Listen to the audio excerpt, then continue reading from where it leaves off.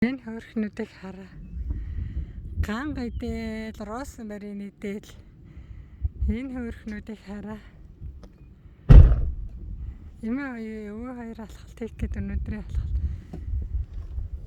Ингээд уулан дээр ирсэн байна. Энэ хөөрхөн гөрөөснүүдийг хараа. Ийм тэгээд энэ уулын өрөөдөр ганхан ингээд розмарин тэгээ мөгөө хоёр шалтгаан эмийн ургамлууд нэр гаргасан мөлий. Тийм гоё.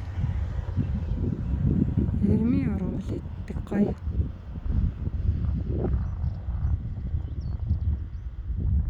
Сайхан газар байна. Хонин нь бас ингээд битүү уулын ингэр дээр билчиж байгаа юм билээ. Тэгээ бас эмийн ургамлууд идсэн. Хоньных нь мах бас самттай. Тэгтэл манай Монгол махыг арай л гүцэхгүй. Тэгсэн хэрнээ бас Европ, Герман мах энтриг бодвол гоё юм билээ. Яг тийм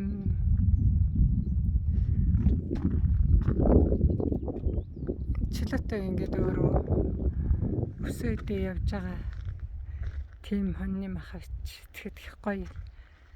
Сайхан амттай юм байлээ дээ.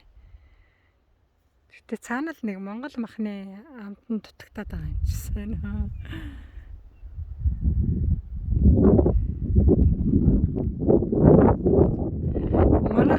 Манай тэгээд тав шоо малчин тэгээд эмийнхаа ургамлуудыг идээд гоё эрх чөлөөтэй ста эко ургамлуудаа иддэг болохоор амтан гэж цаана тансаг гоё.